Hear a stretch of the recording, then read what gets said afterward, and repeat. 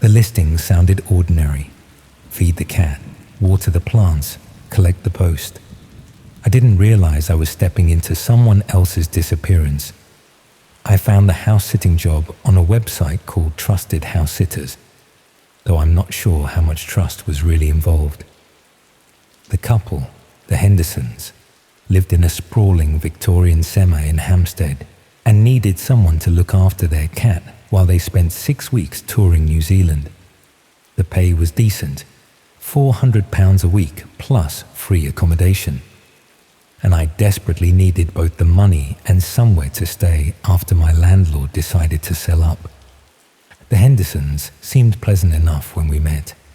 Sarah worked in publishing, and her husband Mark was something in finance. They showed me around the house, introduced me to Muffin, a fat tabby who regarded me with obvious disdain, and left me a folder with emergency contacts and care instructions. Standard stuff, really. Feed the cat twice daily, water the plants, collect the post, make the place look lived in. What struck me most about the house was how quiet it was. Not just peaceful quiet, but properly silent. The thick walls seemed to absorb sound, and even the busy road outside barely registered as a whisper. After months of living in a cramped flat above a chippy, the silence felt almost luxurious. I could finally think clearly for the first time in ages. The first week passed without incident. I settled into a routine: morning coffee in the conservatory, afternoon walks on the heath, evenings reading in the sitting room while Muffin ignored me from his various perches. The Hendersons had left their Netflix login, and I caught up on programs I'd missed. It was, honestly, the most relaxed I'd felt in months. The only oddity was the post. Not the usual mix of bills and circulars you'd expect, but strange items that didn't seem to belong to the Hendersons at all. A catalogue for medical supplies addressed to someone called J. Moorcock. A bank statement for a Mrs. Patricia Vance. A subscription renewal notice for a magazine I'd never heard of, something called Collectors Weekly, addressed to David Chen. I mentioned it to Sarah when she called to check in, but she just laughed it off. Previous tenants, she said. The post office was notorious for mixing things up in their area. She told me to just bin anything that wasn't addressed to them, which I did, though I couldn't help wondering why the previous tenants' mail was still arriving months after they presumably moved out. It was during the second week that I started noticing the car, a dark blue Vauxhall Corsa that seemed to appear on the street at irregular intervals, not parked in any particular spot, just there. Sometimes outside number 34, sometimes nearer the corner, sometimes tucked between other cars where it was barely visible. I only noticed it because I'd started paying attention to the neighborhood rhythms. Who left for work when? Which houses had lights on in the evenings, that sort of thing. The car never stayed long. An hour here, 2 hours there. Long enough for me to notice it, but not long enough to feel certain it was the same vehicle. Dark blue cars are common enough, after all. But something about it nagged at me. The way it was always empty when I saw it, as if whoever was driving it had vanished. I started keeping a loose eye on it, jotting down times in the margins of my book when I spotted it. Not because I was worried exactly, but because I was curious. When you're spending most of your time alone in a house, you tend to notice patterns. The car appeared most often in the late afternoon, between 4 and 6, though I spotted it once at 11:30 in the morning, and again just after 9 one evening. The breakthrough came when I was walking back from Sainsbury's on a Thursday afternoon. I'd taken a slightly different route, cutting through the parallel street behind the Hendersons' road, when I saw the car again. Only this time there was someone in it. A man, middle-aged, wearing a dark jacket. He was just sitting there, engine off, staring straight ahead. Not reading, not on his phone, just sitting. I slowed my pace, pretending to check my phone while I watched him. He didn't move, didn't even seem to blink, just sat there with his hands on the steering wheel, perfectly still. After about 5 minutes, he started the engine and drove away. Calmly, no rush, as if he'd been waiting for something specific and had finally received his signal. That evening, I found myself checking the windows more frequently, drawing the curtains earlier, making sure the doors were locked. Not because I felt threatened exactly, but because something about the whole situation felt wrong. The timing was too regular, the behavior too deliberate. People don't just sit in cars doing nothing unless they're watching something or someone. I tried to convince myself I was being paranoid. Maybe the man lived on the street and was just taking phone calls in his car for privacy. Maybe he was waiting to pick someone up. Maybe he was a private investigator working on a divorce case. London is full of perfectly innocent explanations for slightly odd behavior. But I didn't feel threatened, just wrong-footed, like I'd missed something important. Then I found the photos. I was clearing out the kitchen drawers, looking for a bottle opener, when I came across an envelope tucked behind the cutlery tray. It was addressed to the Hendersons, but something about it felt wrong. The handwriting was too neat, too careful, and it was heavy. Not the weight of a letter, but something more substantial. It must have slipped behind the cutlery tray, or maybe it had been left there on purpose. I wasn't sure which possibility I preferred. I knew I shouldn't open it. It wasn't my post, wasn't my business, but I'd been alone in the house for 2 weeks, and the car had appeared 3 times that week alone. My nerves were frayed, and I needed to know if I was losing my mind or if something genuinely strange was happening. Inside the envelope were photographs, not professional shots, but the kind you take with a decent camera from a distance. They showed the front of the Henderson house from various angles and at different times of day. The garden gate, the front door, the conservatory windows, and in several of them, clearly visible through the glass, was me. There were at least 20 photographs, all taken over the past 2 weeks. Me watering the plants, me collecting the post, me sitting in the conservatory with my morning coffee. The photographer had been thorough, patient. They'd captured me going about my daily routine without me having the slightest idea I was being watched. On the back of each photo was a date and time, written in the same careful handwriting as the envelope. The most recent was from yesterday afternoon, showing me returning from my walk on the heath. I was smiling in the photo, completely oblivious to the fact that someone was documenting my every move. My hands were shaking as I spread the photos across the kitchen table. The methodical nature of it was what frightened me most. This wasn't some random stalker or opportunist. This was someone who had been watching the house for weeks, learning routines, taking notes. Someone who knew exactly when I'd be where. I started wondering if I'd ever really been alone in that house, or if someone had always been watching. I thought about calling the police, but what would I tell them? That I'd found some photographs in an envelope that might belong to the homeowners? That I'd seen a car parked on a public street? None of it was technically illegal, and I'd already established that I was just the house sitter. The police would probably assume it was some sort of domestic issue between the Hendersons and whoever was taking the photos. Instead, I called Sarah Henderson. It went straight to voicemail. They were probably on a tour or somewhere with poor reception. I left a message asking her to call me back urgently, then spent the rest of the evening researching security systems and wondering if I should just leave. But I needed the money, and more than that, I needed to know what was happening. The photos suggested someone had been watching the house before I arrived, which meant this wasn't about me personally, It was about the house, or the Hendersons, or something I didn't understand yet. The next day, I decided to test a theory. Instead of following my usual routine, I left the house early and walked to the cafe on the high street. I bought a coffee and a newspaper, then settled at a window table with a clear view of the street.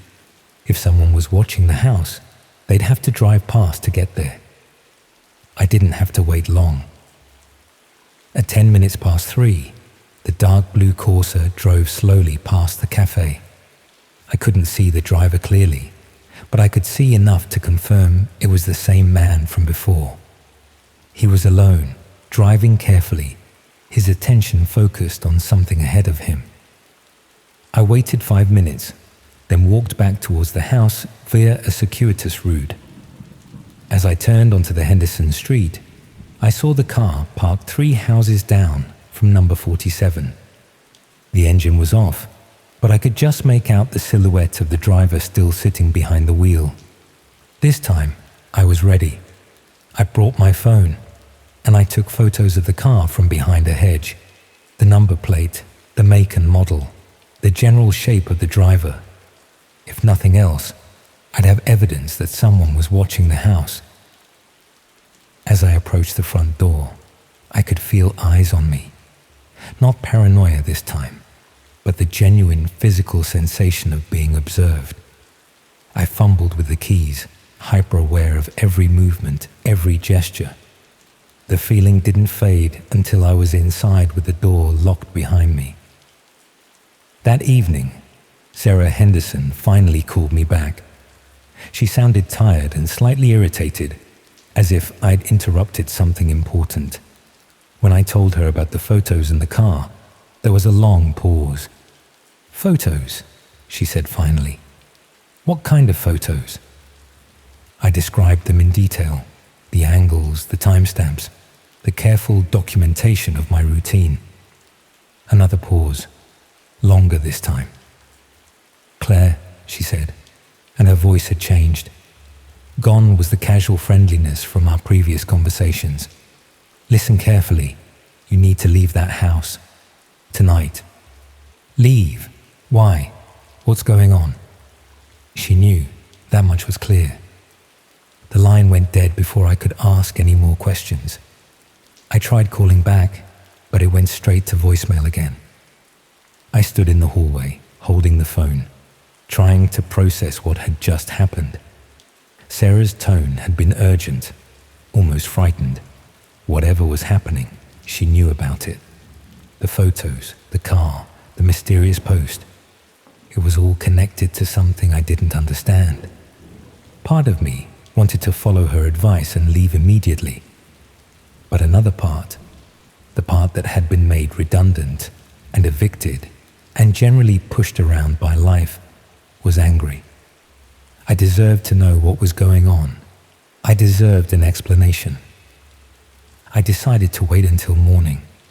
One more night wouldn't make a difference, and maybe Sarah would call back with more information. I double-checked all the locks, closed all the curtains, and tried to carry on as normal. But normal was no longer possible. Every sound made me jump. Every shadow seemed to move. I found myself checking the windows every few minutes, looking for the blue car, for movement in the street, for any sign that someone was out there watching. At 11:30, I saw lights in the house across the street. Not the usual warm glow of someone watching television, but the bright, harsh beam of a torch being shone directly at the Henderson house. It swept across the front windows methodically, pausing at each one as if counting them. I switched off all the lights and crept upstairs to the front bedroom. From there, I could see the house opposite more clearly. The torch beam was coming from an upstairs window, and behind it, I could just make out the shape of a person. They were standing perfectly still, the light trained on the house like a spotlight. The beam moved from window to window, floor by floor, as if whoever was holding it was conducting some sort of survey. When it reached the bedroom where I was hiding, I ducked below the windowsill and waited. In that silence, the torch beam felt louder than any shout. The light lingered for what felt like several minutes before moving on. When I finally found the courage to look again, the house across the street was dark. No torch, no movement, no sign that anyone had been there at all. But I knew what I'd seen. Someone had been watching the house, documenting it, just as they'd been documenting me. I didn't sleep that night. I sat in the hallway with my back against the front door, listening for any sound that might indicate someone was trying to get in. Every creak of the old house made my heart race. Every car that passed on the street outside made me freeze until the sound faded. At dawn, I called a taxi and left. I didn't pack properly, just threw my essentials into a bag and got out of there as quickly as I could. The taxi driver asked if I was all right. I must have looked terrible. But I just told him I was fine and gave him the address of a Premier Inn near King's Cross. I tried calling Sarah Henderson again from the hotel, but her phone was switched off. I left another message, then spent the day researching the house online. What I found made my blood run cold. The previous house sitter, a woman called Janet Moorcock, had disappeared 3 months earlier. She'd been looking after the Henderson house while they were on holiday in Italy. The police had investigated, but there was no sign of foul play. She'd simply vanished, leaving all her belongings behind. The house sitter before that, Patricia Vance, had also disappeared. 2 years earlier, while the Hendersons were on a cruise. Again, no evidence of crime. She'd just gone. They'd vanished quietly, like smoke leaving a room, and no one had noticed. I remembered the post I'd been throwing away. Jay Moorcock, Patricia Vance, David Chen, all previous house sitters, all disappeared. The pattern was clear now. The Hendersons would go away, leaving their house in the care of someone vulnerable, someone who needed the money and wouldn't ask too many questions. Then that person would disappear, and the cycle would start again. I should have gone to the police then. Should have told them everything I knew, shown them the photos, explained about the car and the torch, and the pattern of disappearances. But I was terrified, not just of whoever was watching the house, but of not being believed, of being dismissed as another paranoid woman who'd watched too many crime programs. Instead, I checked out of the hotel and caught the first train to my sister's place in Cardiff. I didn't tell her what had happened, just said I'd had a falling out with my employers. She was used to me turning up unannounced. It had happened often enough since my divorce. That was 6 months ago. I've been staying with my sister ever since, working temporary jobs and trying to forget about the Henderson house. But I can't forget. I keep thinking about Janet Moorcock and Patricia Vance and David Chen, about what happened to them, about what might have happened to me if I'd stayed that last night. I've checked the Trusted House Sitters website several times since then. The Henderson listing is still there, with glowing reviews from previous sitters. The most recent review is from someone called Michael Thompson, who looked after their house for a fortnight in January. He describes them as lovely hosts and says he'd definitely work with them again. I've tried finding Michael Thompson online, but there's no trace of him. No social media profiles, no address, no phone number. Just like Janet Moorcock and Patricia Vance and David Chen. Sometimes I think about calling the police, about telling them what I know, what I suspect, but then I remember that I never actually saw a crime being committed. I never found any evidence of what happened to the missing house sitters. I just found some photographs and saw a car parked on a public street. Maybe I'm wrong. Maybe the house sitters all moved away for perfectly innocent reasons. Maybe the photos were for insurance purposes or some sort of legitimate surveillance. Maybe the blue car belonged to a neighbor and the torch was just someone looking for something they dropped. But I don't think so. I think I know exactly what the Hendersons were doing and why they needed a steady supply of vulnerable people to look after their house. I think I know what happened to Janet Moorcock and the others. I just can't prove it. And even if I could, I'm not sure anyone would believe me. After all, who's going to suspect a nice middle-class couple from Hampstead of something so calculated, so methodical? The house is still there, still advertising for house sitters. And people are still applying, still walking into that quiet Victorian semi with their suitcases and their trust and their desperate need for somewhere to stay. I hope they're more careful than I was. I hope they notice the patterns, the watchers, the signs that something isn't quite right. But I suspect they won't.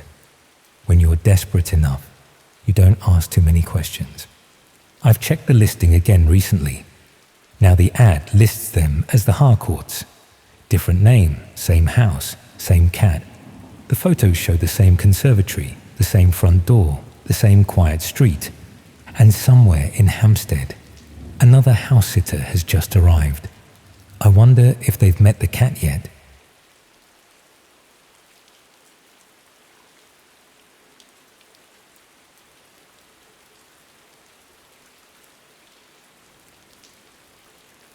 I suppose it started when I noticed the smell coming from next door, but that's not entirely accurate. Looking back, I think it began much earlier, maybe when I first moved into the terrace house on Maple Street.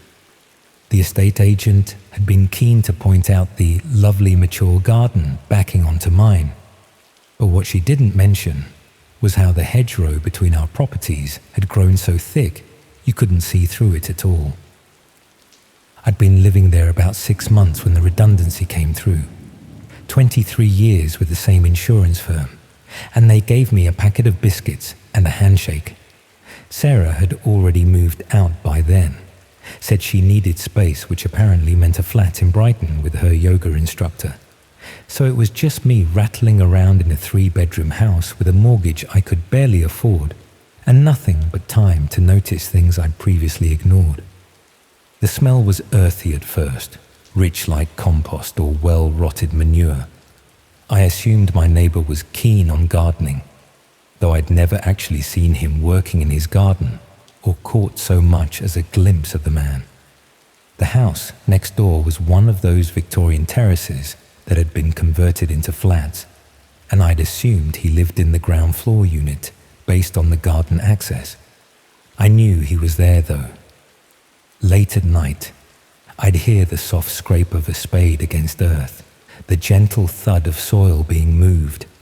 It was rhythmic, methodical work that went on for hours, sometimes stopping abruptly mid-stroke as if he'd heard something. Sometimes I'd lie in bed listening to it, oddly comforted by the sound of someone else being productive, while I spent my days scrolling through job sites and avoiding my mother's increasingly concerned phone calls. The unemployment benefit wasn't much, but it was enough to cover the basics if I was careful. I'd taken to walking more, partly for exercise, partly because petrol was expensive, but mostly because I needed to get out of the house. The walls seemed to close in during the day, and I'd find myself standing at the kitchen window, staring at that impenetrable hedge, wondering what lay beyond it. It was during one of these walks that I first saw him properly. I was coming back from the corner shop when I noticed movement in the garden. He was older than I'd expected, maybe 65, with weathered hands that spoke of decades of manual work. He was bent over near the far end of his garden, working with what looked like a small hand fork. Even from my limited view over the fence, I could see he was dressed oddly for gardening. Clean trousers, a pressed shirt, shoes that looked too good for digging in soil. I raised my hand in greeting, thinking I should introduce myself properly, but he didn't look up, just continued his methodical work. I assumed he hadn't seen me and went inside, though something about the encounter left me unsettled. Maybe it was the way he'd been so perfectly still when I'd first looked, as if he'd been waiting for me to notice him. Or maybe it was the glimpse I'd caught of something pale near his feet, fabric possibly, though it could have been a discarded garden sack. The smell got stronger over the next few weeks, becoming cloying, almost sweet. I mentioned it to Mrs. Chen from number 47 when I bumped into her at the postbox. She wrinkled her nose and said she'd noticed it too, but when I asked if she knew anything about my neighbor, she just shrugged and said she'd heard he kept to himself. Something in her tone made me glance toward the hedge, and I noticed she followed my gaze before looking away quickly. I started paying more attention to the sounds from next door. The digging continued most nights, but I began to notice other things too. The soft scrape of something being dragged across paving stones, the gentle clink of what might have been tools being cleaned, and once, very late, what sounded like running water from a hose. But it was winter, and who waters their garden in December? My job search wasn't going well. The few interviews I'd managed had been awkward affairs, where I'd struggled to explain the gap in my employment, the reason for leaving my previous position. I'd started to feel invisible, like I was fading away bit by bit. Without deciding to, I'd rearranged the furniture so I could see the garden better from most rooms, and I'd catch myself standing at windows for longer periods, watching for any sign of life from the neighboring properties. It was during one of these window vigils that I noticed the pile of soil. It was near the boundary between our gardens, partially hidden by the hedge, but visible through a gap in the foliage. Fresh earth, darker than the surrounding soil, formed into a neat mound about 6 feet long and 2 feet wide. It looked exactly like what it was, a freshly dug grave. I tried to be rational about it. People bury pets all the time. Maybe he'd had a dog or a large cat. But the dimensions were wrong, too long and too narrow for any animal I could think of. And the smell that had been bothering me for weeks suddenly made perfect sense in the worst possible way. I should have called the police then. I know that now. But what would I have said? That my neighbor had dug a hole in his garden? That there was a smell I didn't like? I had no proof of anything. Just a growing sense of unease that could have been explained by my recent upheavals. Divorce and unemployment can make you paranoid, I told myself. But the desk had somehow migrated to the spare room that overlooked the garden, and I found myself checking on the mysterious pile of soil between job applications. During the day, my neighbor was nowhere to be seen, but at night, I'd hear him moving around out there, and sometimes I'd catch a glimpse of torchlight, moving between the trees, the grave, because that's what I'd started calling it in my head, wasn't alone. Over the following week, I spotted 2 more. Same dimensions, same careful construction. They were arranged in a rough line near the back of the garden, partially concealed by an old apple tree. I started making notes, sketching rough diagrams of the garden layout, marking the positions of the suspicious mounds. I considered talking to Mrs. Chen again, but something held me back. The few times I'd seen her since our first conversation, she'd seemed different, more distant, hurried. She'd nod politely but didn't stop to chat. And once I could have sworn she was watching me from her front window when I returned from the shops. When I waved, she'd step back from the glass quickly, as if she hadn't meant to be seen. The breakthrough came on a Tuesday night in January. I'd been lying in bed, listening to the familiar sounds of digging, when I heard something different. Voices, low, indistinct, but definitely more than one person. I crept to the window and peered through the gap in the curtains. There were two figures in the garden, both carrying what looked like heavy bundles. They moved with the careful coordination of people who'd done this before. I grabbed my phone and started recording, though in the darkness I couldn't make out much detail. The grainy silhouettes worked for about an hour, digging what looked like a fourth grave.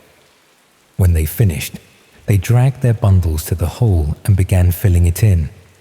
The whole process was conducted in near silence, with an efficiency that suggested long practice.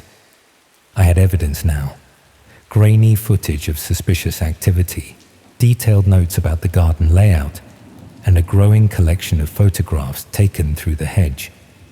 But when I reviewed the material the next morning, I realized how little it actually proved.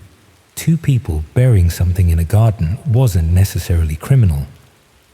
Still, I decided to act.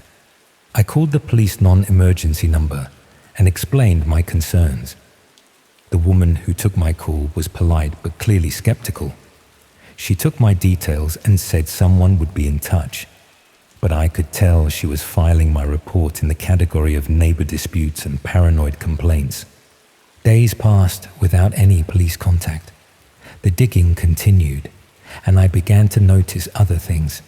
A van that appeared irregularly in the street, always late at night. The same two figures I'd seen before, coming and going at odd hours. And the smell, which had now become so strong, I had to keep my windows closed despite the stuffiness indoors. I started following the van when it left, keeping my distance on foot. It never went far, usually just to the industrial estate about a mile away, where it would disappear into a maze of warehouses and loading bays. I could never get close enough to see what was being loaded or unloaded, but the van's movements had a pattern. It would arrive at my street around midnight, leave again before dawn, and return to the same warehouse complex. The investigation was consuming me. I'd stopped applying for jobs, stopped answering my mother's calls, stopped doing anything except watching and waiting. Without quite realizing, I'd arranged everything to give me a better view of the neighboring garden. I'd even bought a pair of binoculars from the charity shop, though they didn't help much in the darkness. It was Mrs. Chen who finally made me realize how far I'd fallen. She knocked on my door one morning, carrying a casserole dish and wearing the expression of someone delivering bad news. She invited herself in and sat at my kitchen table, looking around at the chaos I'd created, the notebooks full of observations, the photographs pinned to the walls, the sleeping bag I'd set up in the spare room for easier surveillance. She didn't say much, just asked if I was all right and whether I had anyone I could talk to. Her concern was genuine, but there was something else in her eyes. Fear, maybe, or the look of someone who'd recognized a problem they weren't equipped to handle. When she glanced toward the back garden, her expression tightened almost imperceptibly. She left the casserole and some telephone numbers for counseling services, and I watched her hurry back to her own house with the quick steps of someone eager to distance themselves from trouble. That night, I decided to get proof, real proof that would force the police to take me seriously. I waited until the familiar sounds of digging began, then slipped out through my back door. The garden was dark except for the distant glow of my neighbor's torch, and I made my way carefully along the boundary hedge, looking for a gap that would let me see clearly. I found one near the back corner, where the hedge had grown thin around an old gatepost. Crouching down, I could see directly into the working area. There were 3 figures this time, all men, all working with the same methodical efficiency I'd observed before. They dug a new hole deeper than the others, and they were lowering something into it with obvious care. The bundle was wrapped in what looked like a tarpaulin, but it was unmistakably human-shaped, and as they positioned it in the hole, I caught a glimpse of pale skin where the wrapping had come loose. A hand, small and delicate, with chipped purple nail polish and what looked like dark bruising around the wrist. I fumbled for my phone, trying to start the camera while keeping my eyes on the scene. But my hands were shaking, and the phone slipped from my grip, clattering against the concrete gatepost. The sound seemed impossibly loud in the quiet garden, and all three figures froze. One of them raised his torch, sweeping the beam across the hedge line. I pressed myself against the ground, hardly daring to breathe. The torch beam passed over me twice, and I was certain I'd been spotted. But after what felt like hours, the light moved away, and I heard the quiet resumption of work. They filled the hole quickly after that, and within 30 minutes, the garden was silent again. I crawled back to my house, my heart hammering against my ribs. I'd seen enough to know that my worst suspicions were correct, but I'd also realized something else. The efficiency of the operation, the multiple graves, the careful planning. This wasn't the work of a single disturbed individual. This was organized, systematic, and had probably been going on for much longer than I'd imagined. I called the police again, this time insisting on speaking to a detective. I explained what I'd seen, provided my photographs and notes, and demanded immediate action.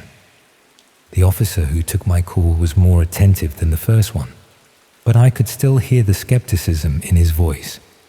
He said someone would visit me the next day to take a full statement. Detective Inspector Williams arrived at 11 the next morning.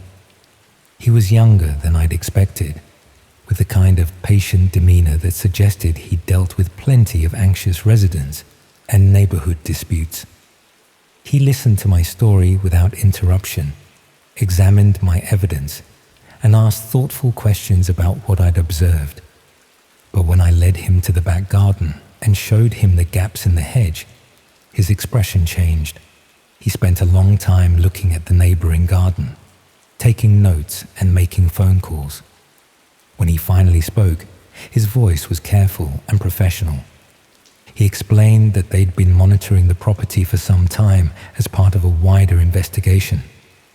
My reports had been helpful, but they needed me to stop my surveillance activities immediately. For my own safety, he said, though he wouldn't elaborate on the nature of the threat. I asked about the people I'd seen, the graves, the evidence of what I was certain was serial murder. He told me that everything was being handled appropriately, but that I needed to step back and let the professionals do their job. He gave me a direct number to call if I noticed any immediate danger, but emphasized that I should avoid any further investigation. After he left, I felt simultaneously vindicated and frustrated. I'd been right about the suspicious activity, but I was being shut out of the resolution. The detective's visit had confirmed that something serious was happening next door, but it had also made me realize how little I actually knew about the situation. I tried to return to normal life. I started applying for jobs again, called my mother back, even went to the pub with an old colleague who'd heard about my redundancy. But I couldn't stop thinking about what I'd seen, and I found myself drawn back to the spare room window despite the detective's warnings. The activity next door had stopped. No more late-night digging, no more van visits, no more figures moving around in the darkness. The garden lay still and quiet, and I began to wonder if the police had made arrests or if the operation had simply moved elsewhere. It was Mrs. Chen who provided the answer, though not in the way I'd expected. She knocked on my door again, this time carrying a plate of homemade biscuits and wearing the expression of someone delivering condolences. She sat at my kitchen table and explained, in careful, measured words, that she'd heard the property next door was being sold.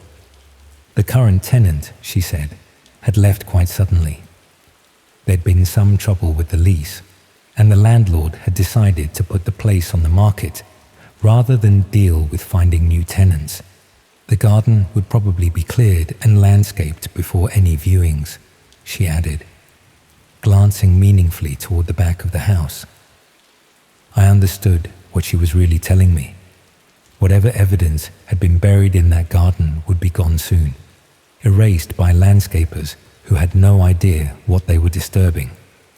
The investigation that Detective Inspector Williams had mentioned would have to rely on whatever they'd already discovered, because the crime scene was about to be destroyed. I wanted to call the direct number I'd been given to protest the loss of evidence, but something held me back. Maybe it was the way Mrs. Chen had delivered the news, with the careful neutrality of someone who'd been told exactly what to say. Her words precise, her eyes never quite meeting mine. Or maybe it was the growing realization that I'd become involved in something much larger and more dangerous than I'd initially understood. The for sale sign appeared the following week, and within days, contractors arrived to begin clearing the garden. I watched from my window as they worked, systematically removing the apple tree, digging up the hedge, and leveling the ground where the suspicious mounds had been. They worked with the same methodical efficiency I'd observed in the late-night activities, and I couldn't help wondering if some of them were the same people. The house sold quickly to a young couple who planned to renovate it completely. They introduced themselves over the garden fence, enthusiastic about their plans to create an open-plan living space and a modern kitchen garden. They seemed genuinely nice, and I found myself hoping they'd never learn about the previous use of their property. I eventually found a new job, working for a smaller insurance firm at a fraction of my previous salary. The work was mundane, but it gave me a reason to leave the house and forced me to focus on something other than the mysteries next door. I started dating again, tentatively, through an online service that specialized in people over 40. But I never forgot what I'd seen, and I couldn't shake the feeling that I'd been allowed to witness something I wasn't supposed to survive knowing about. The investigation that Detective Inspector Williams had mentioned never appeared in the local news, and when I tried calling the direct number he'd given me, I found it had been disconnected. I still live in the house on Maple Street, though I've moved my desk away from the spare room window. The new neighbors are lovely, and their garden is beautiful. A neat lawn surrounded by carefully planned flower beds. Sometimes I catch myself staring at the spot where the apple tree used to stand, wondering what lies beneath the fresh turf and new plantings. I've never told anyone the full story of what I saw during those winter months. Not my new girlfriend, not my mother, not even the therapist I started seeing after Mrs. Chen's second visit. It's the kind of knowledge that feels dangerous to share, the kind of secret that could put other people at risk. But sometimes, late at night, I hear the soft scrape of a spade against earth, and I wonder if the operation simply moved to a different location. There are a lot of gardens in this city, a lot of places where people could work undisturbed in the darkness. And there are a lot of people who go missing every year, people whose disappearances are explained away as voluntary departures or unfortunate accidents. I've started paying attention to missing person reports in the local news, though I'm not sure what I'm looking for or what I'd do if I found it. The faces in those reports all look the same after a while. Lost, vulnerable people who might not be missed by many, if any. The kind of people who could disappear without causing too much fuss. The smell is gone now, replaced by the pleasant scent of the new neighbor's roses. But I remember it clearly, that sweet, cloying odor that had become so much a part of my daily life. And I remember the hand I saw that night, small and pale with chipped purple nail polish and dark bruising around the wrist, disappearing into the darkness of a carefully dug grave. The thought doesn't keep me awake at night anymore. I've learned to live with it, the way you learn to live with any knowledge that you can't change or escape.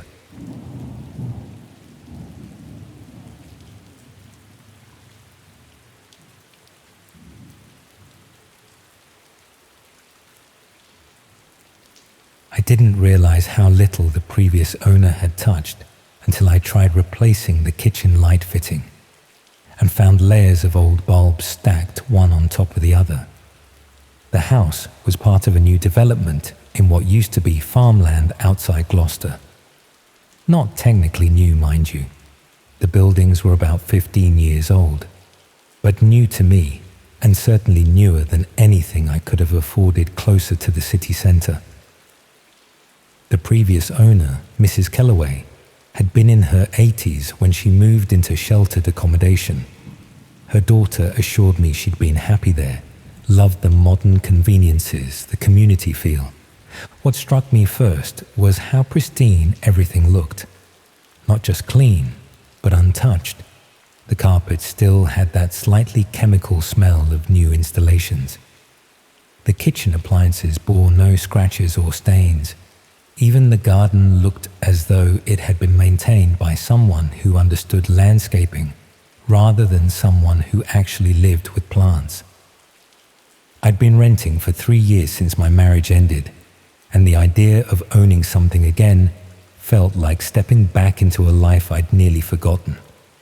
The mortgage stretched my budget, but I had savings from the divorce settlement, and the location meant I could still commute to my job in Cheltenham.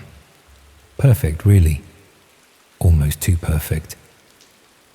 The neighbours were friendly enough, though in that polite, arm's-length way that characterises modern developments.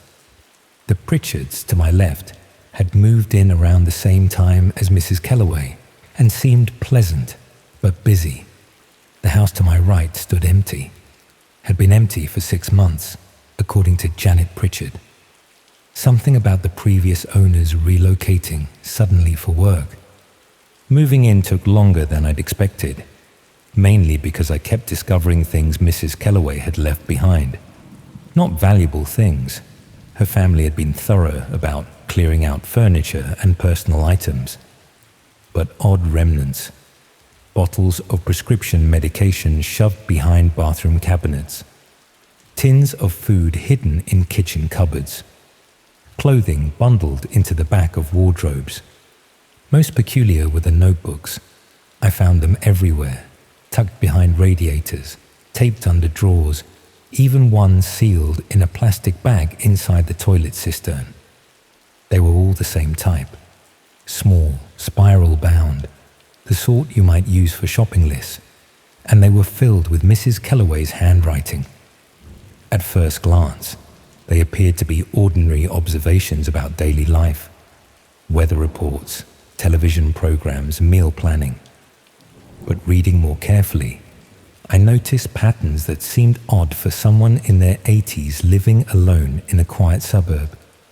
She'd been recording the movements of her neighbours with obsessive detail. When Mr. Pritchard left for work, when children returned from school, when delivery vans arrived, when lights went on and off in different houses.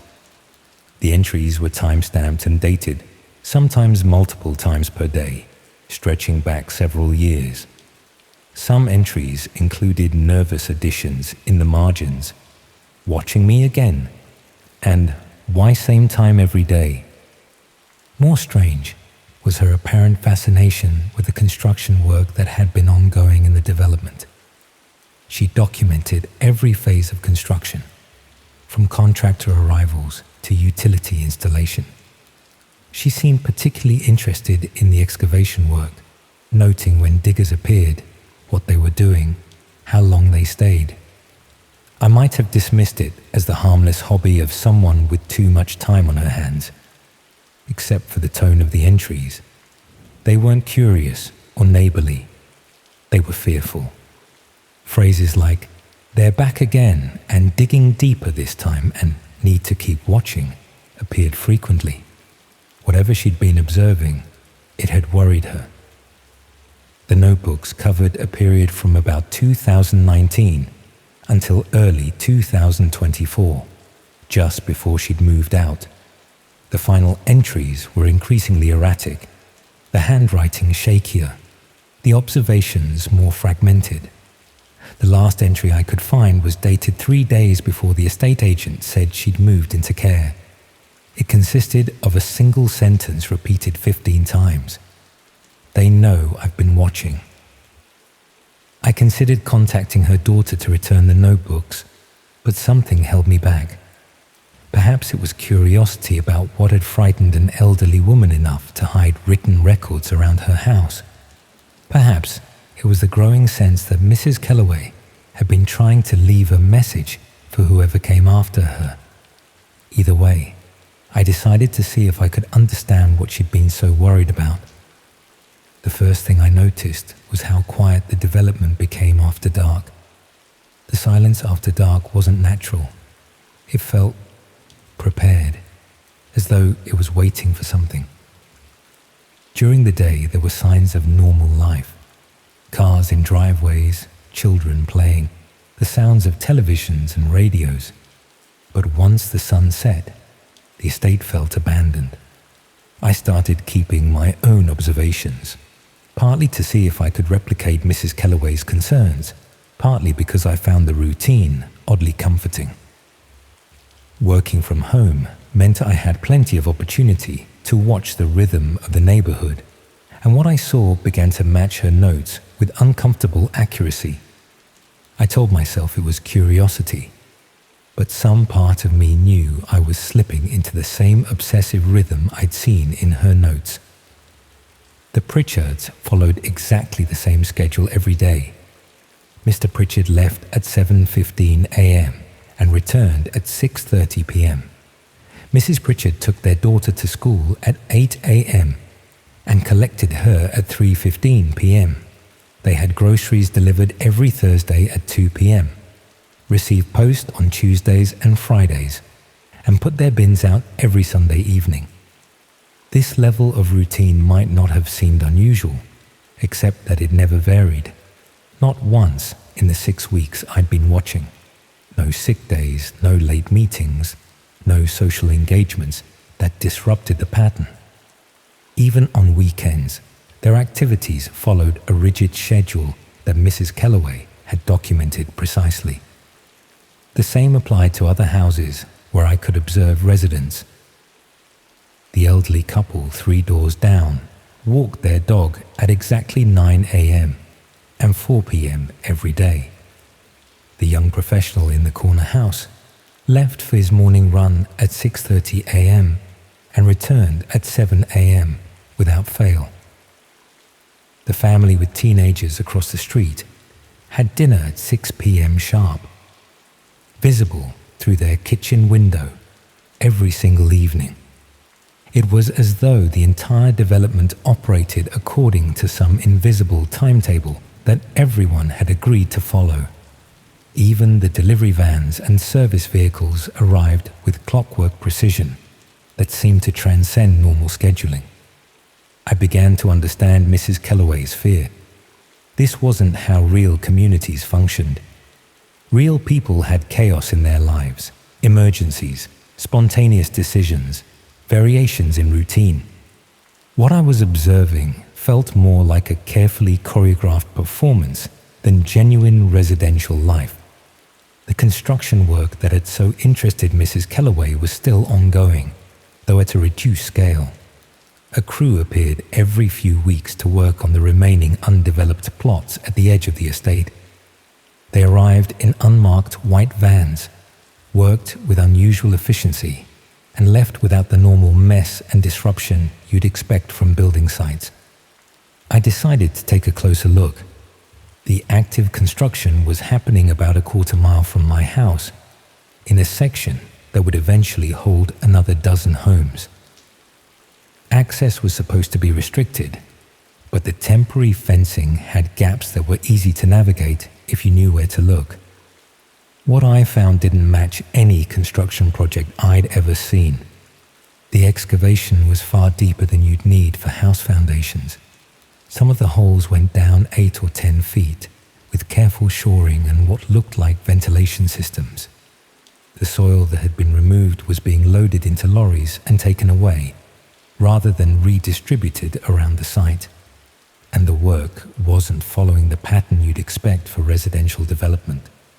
Instead of preparing multiple building plots simultaneously, the crew was focusing on single locations, completing whatever they were doing there, then filling everything back in and moving to the next spot.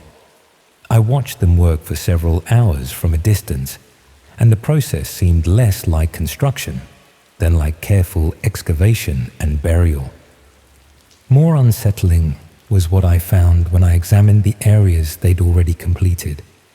The ground had been restored to look natural, but if you knew what to look for, you could see the subtle differences in soil color and texture that indicated recent disturbance.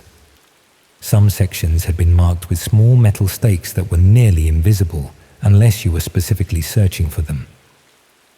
I started mapping these locations, comparing them to Mrs. Kellaway's notes. She'd been tracking the same work, and her observations going back several years showed a pattern of regular excavation and burial across the entire development.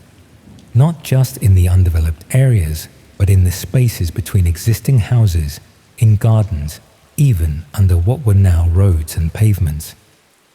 The estate had been built on ground that had been systematically disturbed long before any houses were constructed.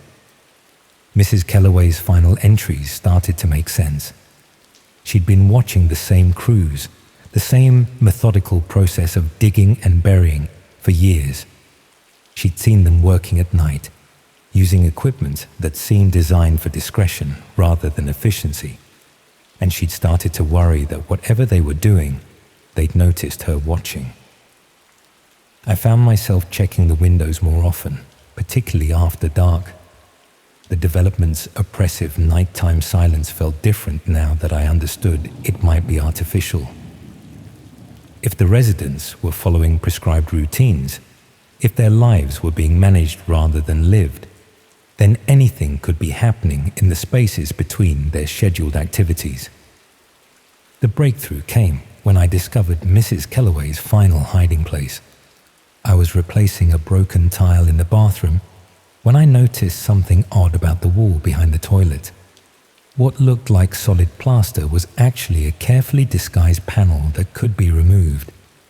Behind it was a waterproof package containing Mrs. Kellaway's most recent notebook and a collection of photographs.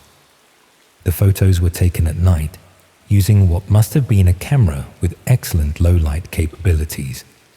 They showed the construction crew working by floodlights, but instead of building materials, they were handling what looked like large wrapped bundles.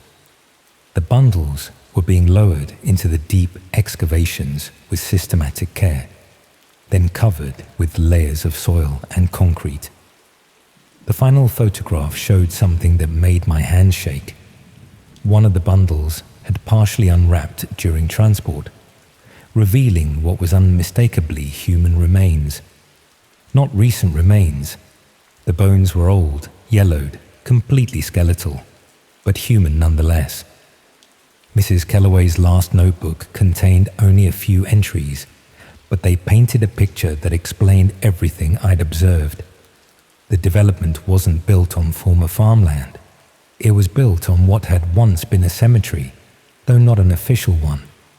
According to her research, the land had been used for burials during several historical periods: plague victims in the medieval era, paupers in the Victorian period, casualties from both world wars. The construction crews weren't building houses. They were relocating graves, moving remains from areas designated for development to new burial sites elsewhere on the estate. The rigid schedules followed by residents weren't coincidental. They were designed to ensure that people were in predictable locations when the relocation work was taking place. The estate was functioning as a massive, secret reburial operation disguised as a housing development.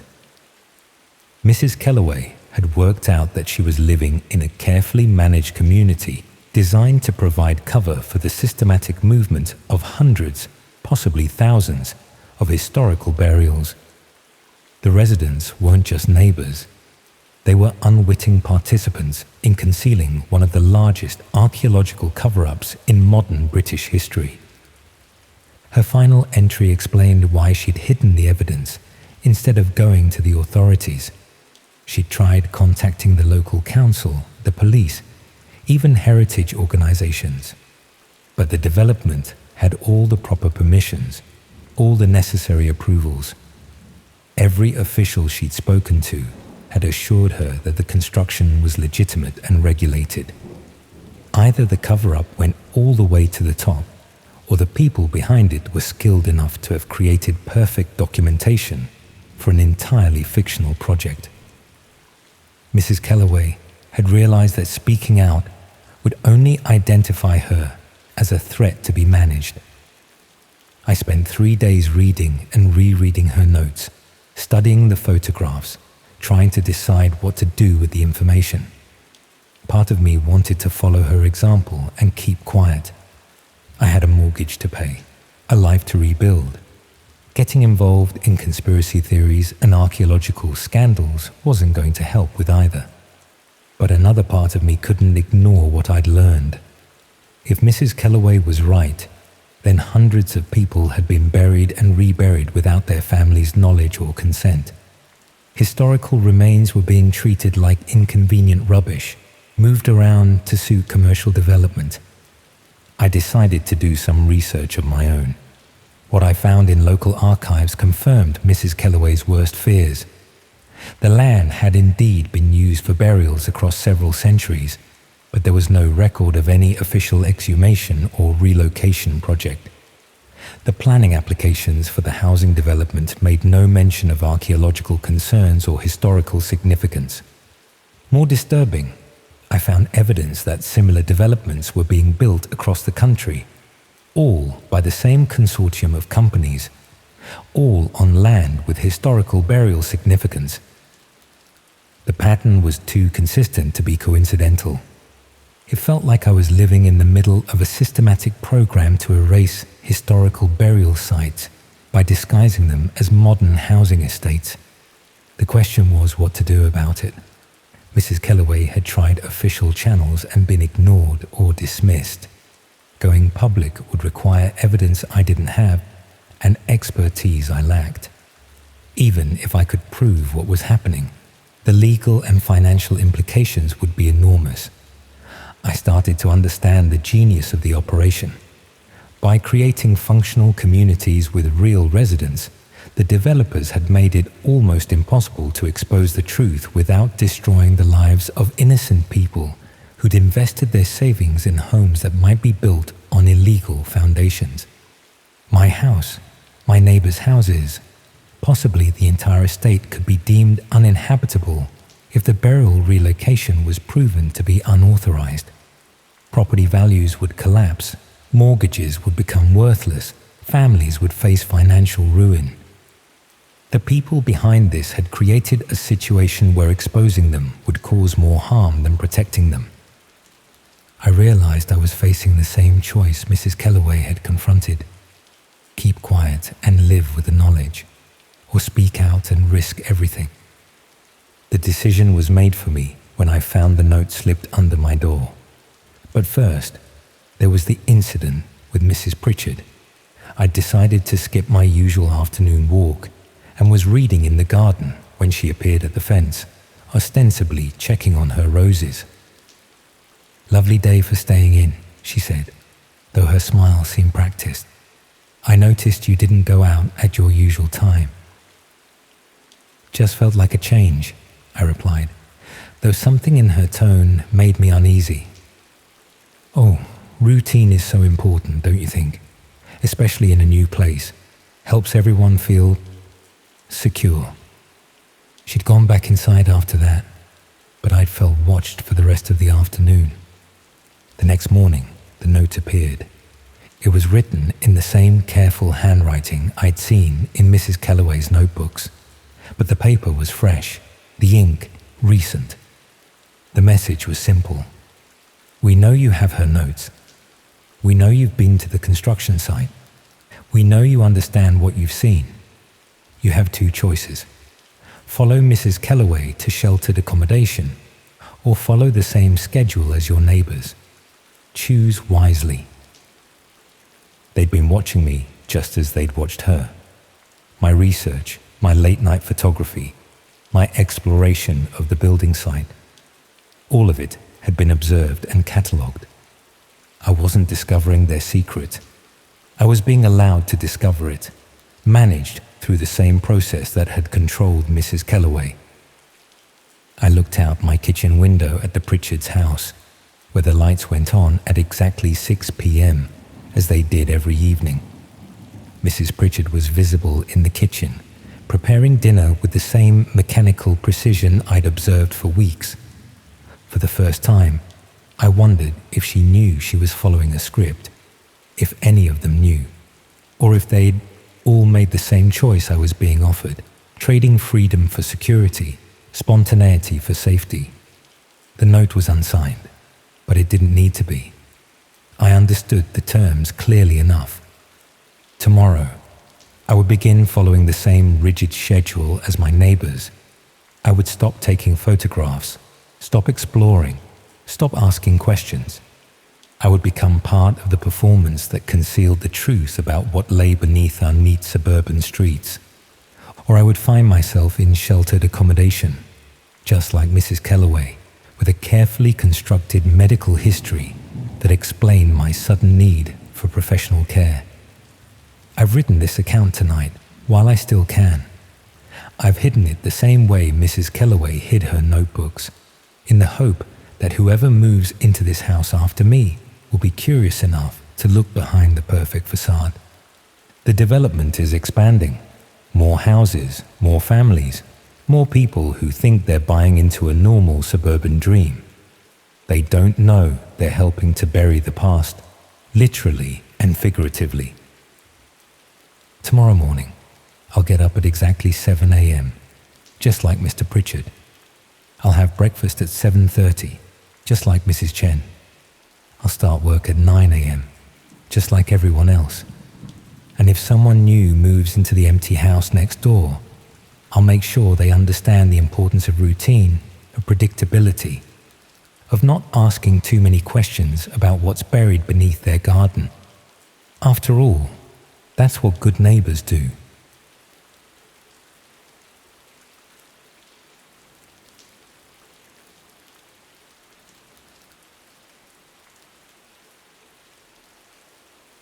The envelope arrived on a Tuesday morning, mixed in with the usual bills and pizza delivery flyers.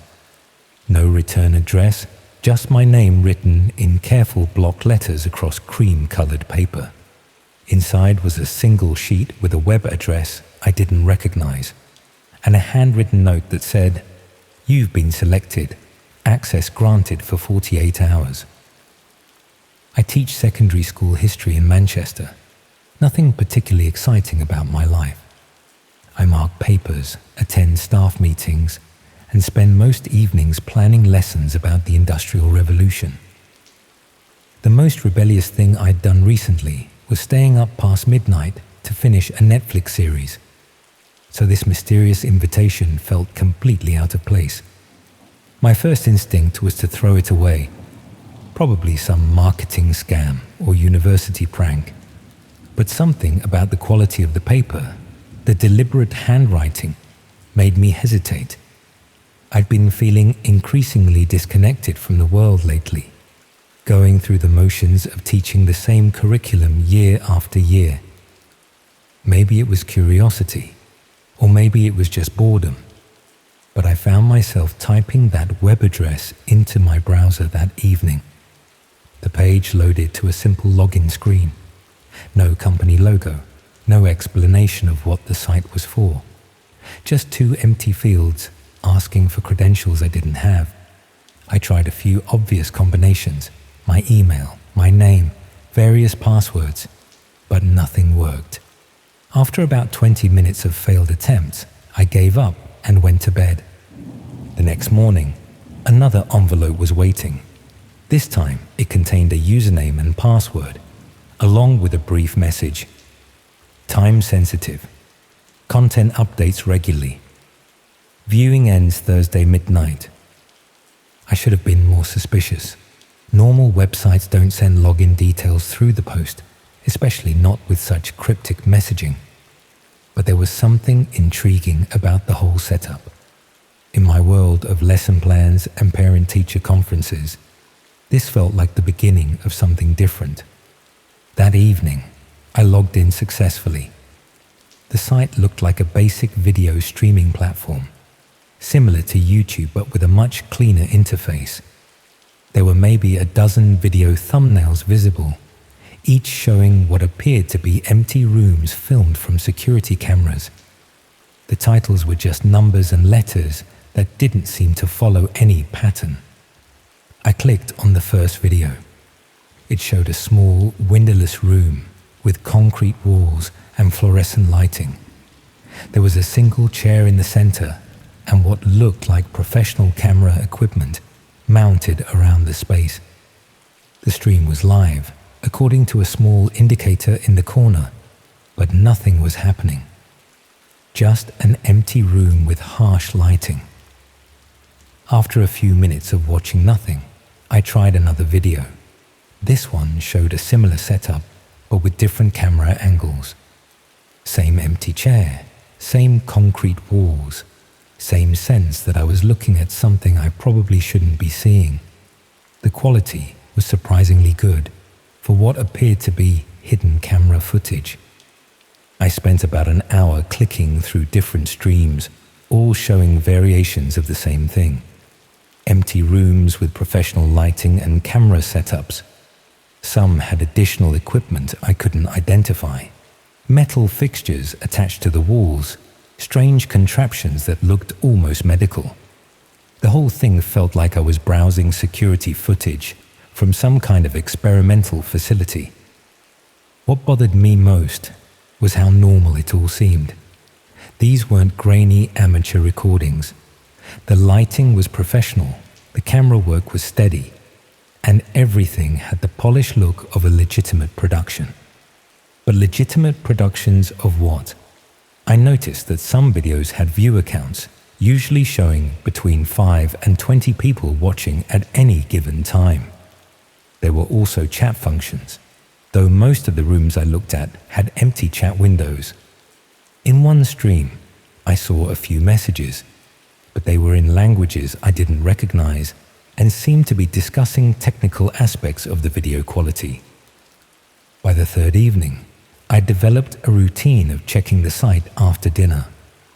Most of the streams still showed empty rooms, but occasionally I'd see activity. Sometimes it was just someone adjusting camera equipment or testing lighting. Once, I watched someone clean one of the rooms thoroughly, paying particular attention to areas that didn't look dirty to begin with.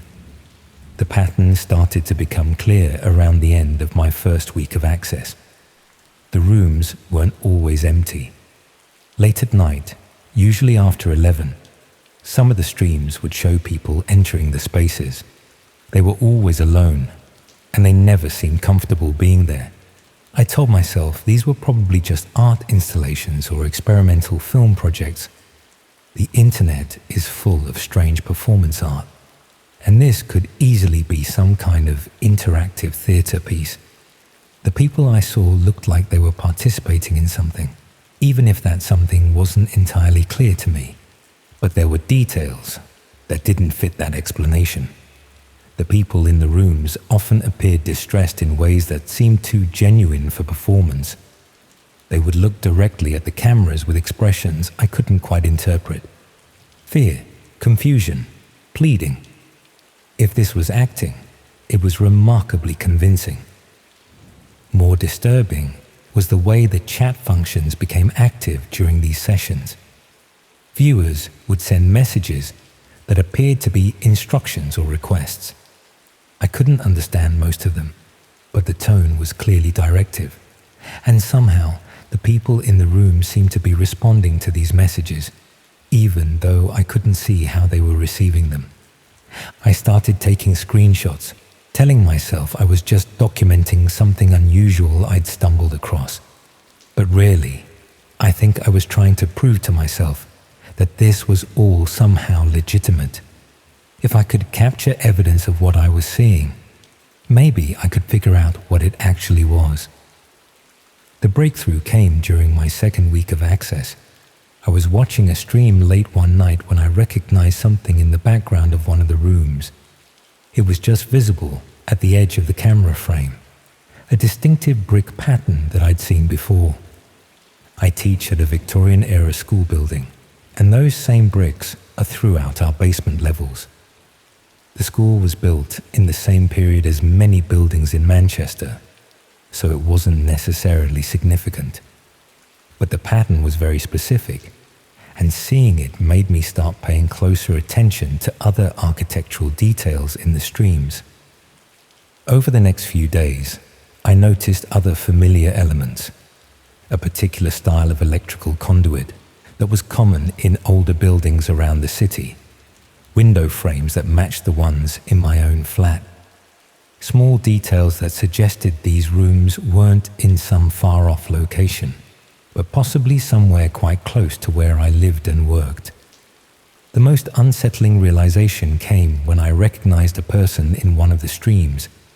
It was brief, maybe 30 seconds of footage, but I was almost certain I'd seen them before. A woman who looked like someone I'd noticed waiting at the same bus stop I use for my commute to school. Same hair, same build, same nervous way of checking her phone. I told myself it was just coincidence. Cities are full of people who look similar from a distance, and security camera footage isn't exactly high-definition portraiture. But the resemblance was strong enough to make me start paying closer attention to the people around me during my daily routine. That's when I began to notice things I'd never paid attention to before. People at bus stops who seemed to be waiting but never got on buses.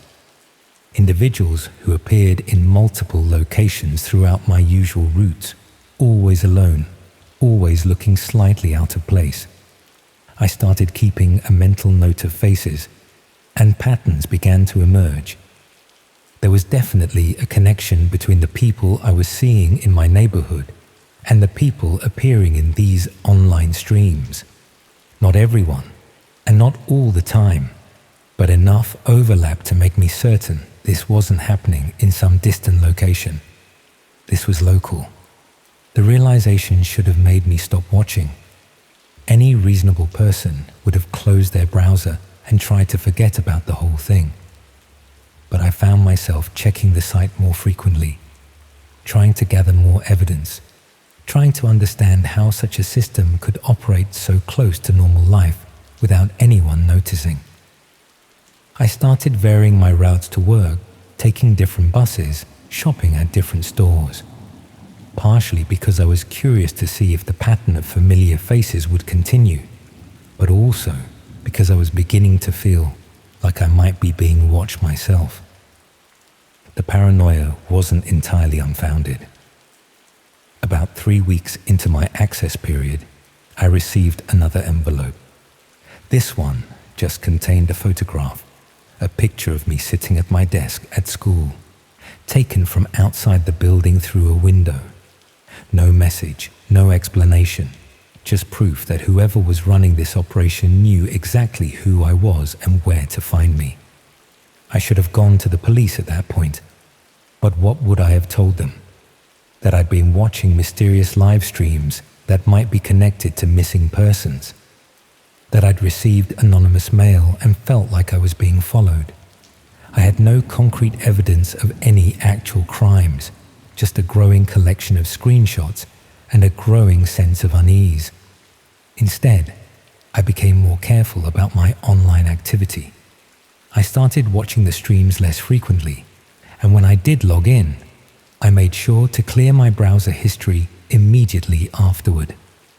I stopped taking screenshots and tried to limit my viewing to times when the rooms appeared empty. But the site seemed to be evolving in response to my changing behavior. New rooms appeared, with setups that were increasingly elaborate, The equipment became more sophisticated, the lighting more professional, and the people appearing in the streams looked less like willing participants and more like they didn't want to be there at all. The chat functions became more active too, with viewers making increasingly specific requests that the people in the room seemed compelled to follow. The language barrier made it difficult to understand exactly what was being requested, but the responses were clear enough. This wasn't performance art or experimental theatre. This was something much more sinister. My access was supposed to end after 48 hours, but the site remained functional well past that deadline.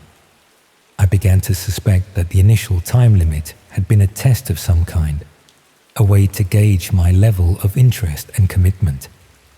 The fact that I kept returning, kept watching, had apparently qualified me for extended access.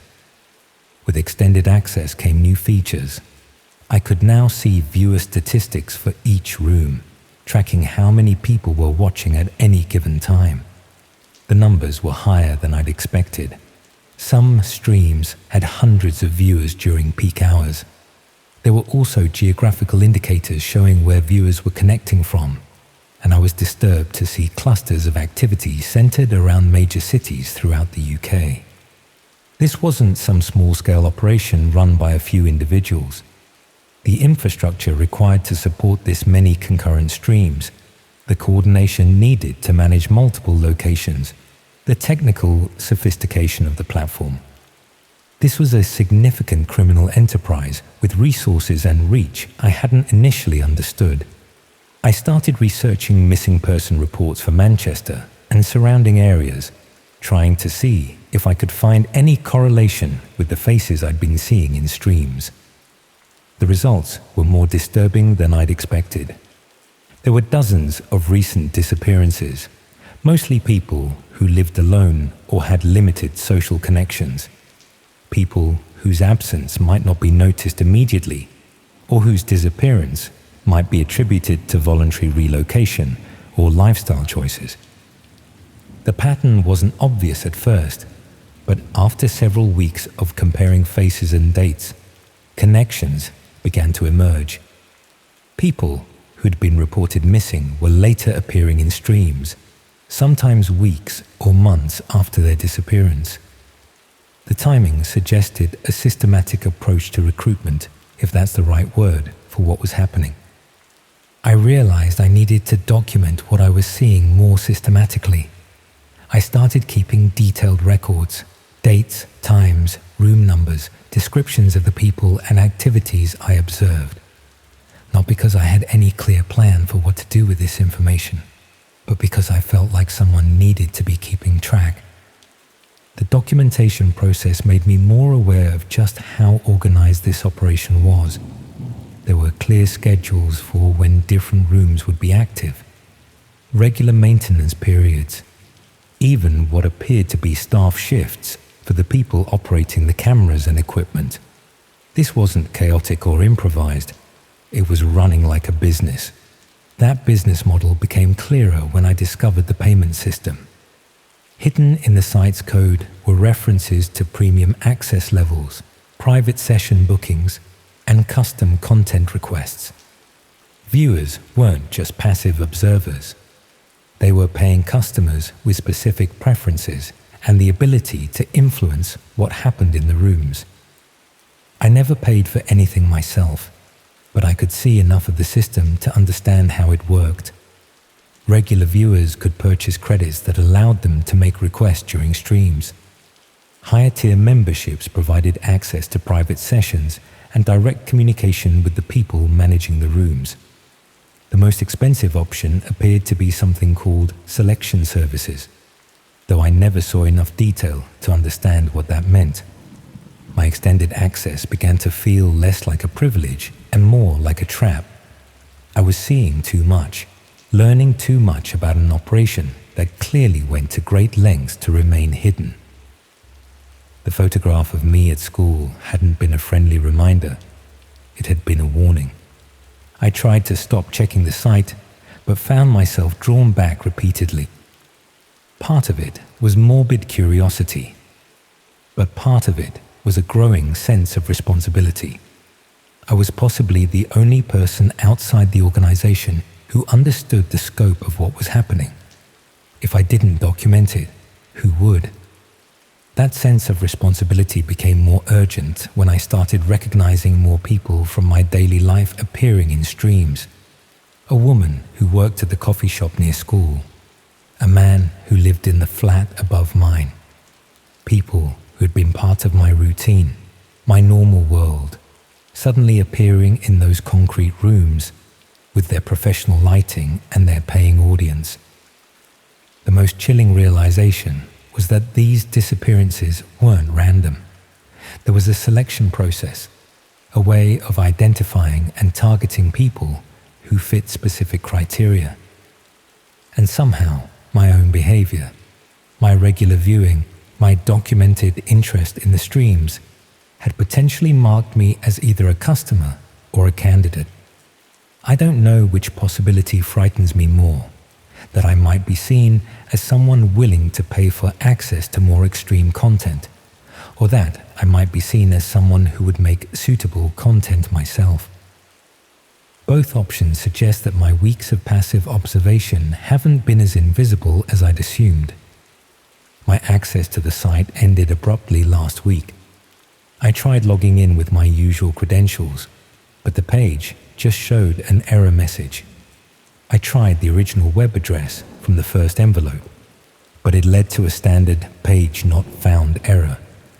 As far as the internet was concerned, the site had never existed, but I still have my screenshots, my documentation, my growing list of missing persons who appeared in streams before vanishing entirely. I have enough evidence to know that what I witnessed was real, but not enough to prove it to anyone else. I've been thinking about going to the police, but I keep coming back to the same problems. I accessed the site through credentials that were mailed to me anonymously. I have no way to prove where the footage came from or when it was recorded.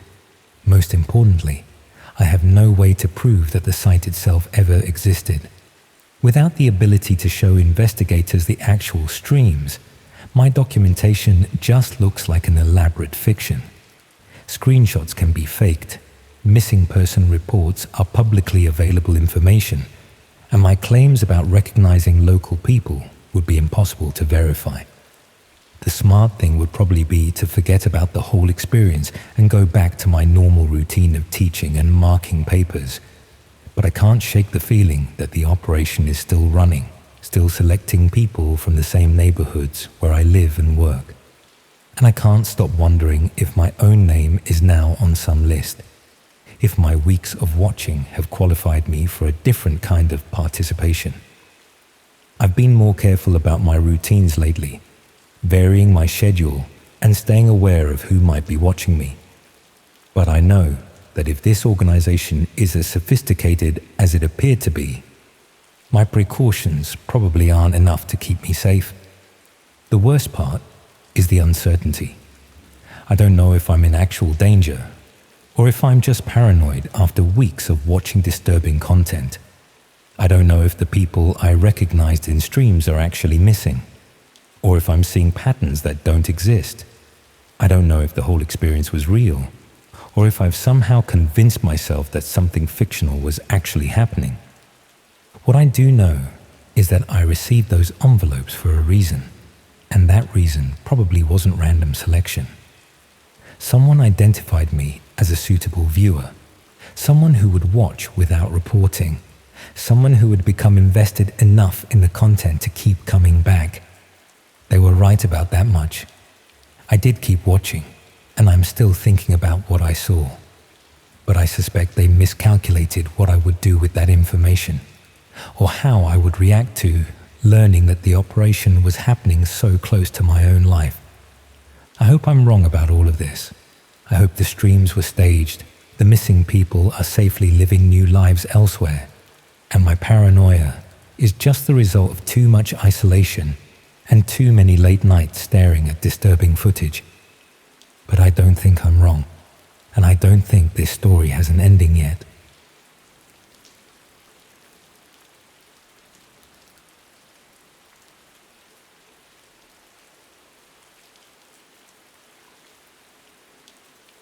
didn't know her name at the time. I didn't even know someone had gone missing. All I knew was that something felt wrong in that place, and I couldn't explain why. It's only now, years later, that I understand what I walked into, and I wish I hadn't. This was back in 2019. I was 22 and working part-time at a small garage just outside Shaftesbury, Dorset, the sort of town where nothing ever really happens, where you know the faces at the pub and the dog walkers by name. My job wasn't glamorous, but it kept the lights on. Most of the time, I'd change tires, fix radiators, and argue with pensioners about MOT advisories. My name's Jamie Harlow. I've lived in Shaftesbury all my life, born at Salisbury District Hospital, schooled at Shaftesbury Comprehensive, and never quite managed to leave. Not for lack of trying, mind you. I'd always dreamed of moving to Bristol or Manchester, somewhere with a pulse, but life has a way of keeping you rooted to familiar soil. My mum got sick when I was 19, breast cancer that had spread before anyone caught it, and by the time she passed, I'd already settled into the rhythm of small-town existence. My father had left when I was 11, sent Christmas cards for the first 2 years, then nothing. Last I heard, he was somewhere in Spain with a woman half his age. The garage I worked at, Tanner's Auto Repair, sat at the edge of town where the A350 curves toward Warminster. Old Jeff Tanner had owned it for 30 years. His arthritis had gotten bad, so he'd hired me to handle the heavy lifting. The pay wasn't much, but Jeff was decent. Let me use the tools after hours to keep my own rust bucket Fiesta running. It wasn't the career I'd imagined growing up, but it was something. One Tuesday night, just after closing, a bloke in his 30s came in looking soaked and out of breath. Claimed he'd gotten his car stuck in the mud up near Winkham Lane, which didn't surprise me. Those country lanes get treacherous when it rains. The rain had been falling steadily for 3 days, turning the surrounding countryside into a sodden patchwork of waterlogged fields and overflowing drainage ditches. The forecast promised another week of the same. The man stood dripping on the workshop floor, water pooling around his mud-caked boots. Average height, medium build, with close-cropped brown hair and the beginning of a receding hairline. Nothing remarkable about him, the kind of face you'd forget in a crowd. He wore a navy waterproof jacket over a plain white t-shirt, jeans, and those boots that were almost black with mud. What struck me most was the way his eyes never seemed to settle, darting around the garage like he was taking inventory or looking for escape routes. He was twitchy, kept glancing over his shoulder, but I chalked it up to nerves. He said he'd been out for a drive, took a wrong turn, and skidded into a ditch. His story seemed plausible enough. Tourists were always getting lost on the back roads, especially in weather like this. Though he didn't have the accent of an outsider, sounded local, maybe Yeovil or Gillingham Way. He offered to pay cash up front, said he just needed the tow quick, no paperwork. I should have clocked that, but I was tired, and cash was cash. The garage had been quiet all day, just 2 oil changes and a battery replacement. Jeff had left early for a doctor's appointment, leaving me to lock up. The extra money would help with the electricity bill that had been sitting on my kitchen table for the past week. So I locked up, grabbed the truck keys, and followed his directions. As we drove, he sat tensely in the passenger seat, barely speaking except to give directions. The heater blasted warm air that fogged the windows and carried the faint scent of his aftershave mixed with something sharper. Sweat, perhaps, or fear. I tried making conversation about the weather, the roads, normal things. He responded with nods or single words, his right leg bouncing nervously the whole time. We wound through narrow country lanes, headlights cutting through the darkness and rain.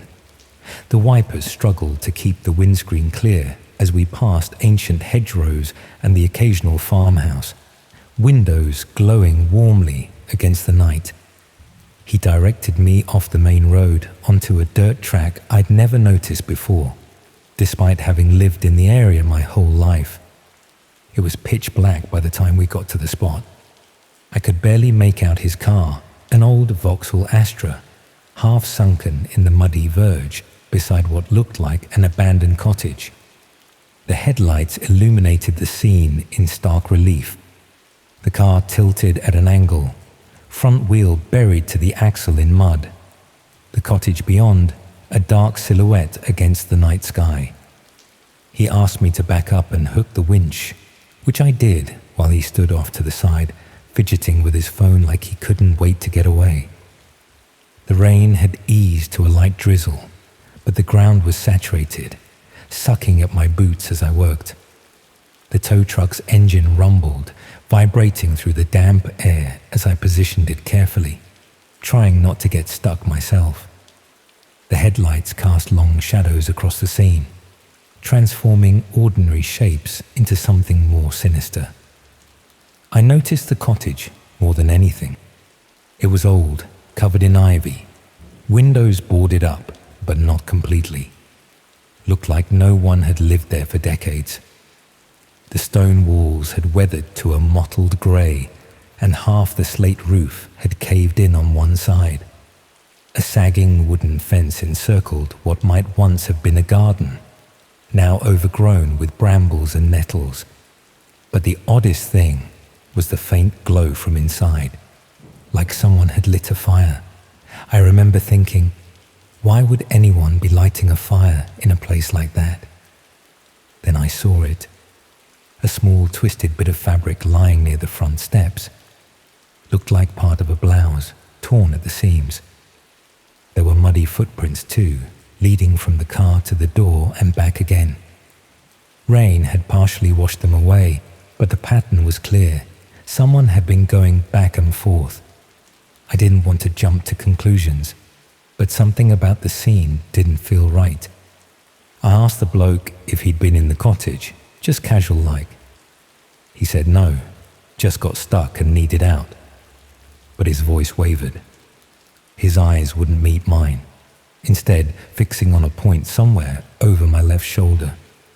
A muscle in his jaw twitched rhythmically.